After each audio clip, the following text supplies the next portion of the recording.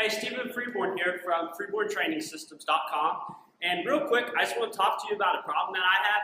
And so something that I really struggle with is nighttime snacking. I love to consume food late into the evening. And oftentimes I find it's the food I shouldn't be snacking. And I find that I'm not the only one who struggles with this. A lot of people I work with and a lot of friends share the same similar anecdote with me.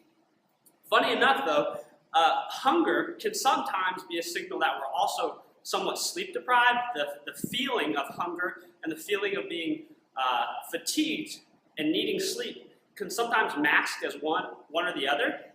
So my suggestion is, and something that I've been working on, is when I start getting those urges at night to get up and snack and pull foods out of the pantry and the fridge that I shouldn't necessarily be consuming, or maybe I've just filled my food allotment for the day, is just to go ahead and call it a night, get up, start your pre-bedtime routine, and hit the hay.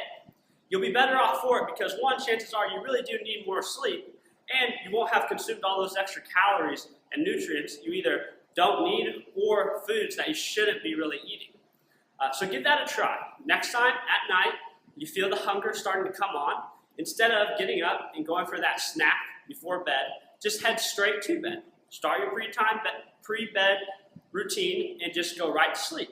See if that doesn't help you, and see if you can't stick with that over the next couple days, and see if you don't notice a difference in how you're feeling, how you're sleeping, and also if you don't see an improvement in your weight and your body composition because you're not eating as much food. I hope that helps.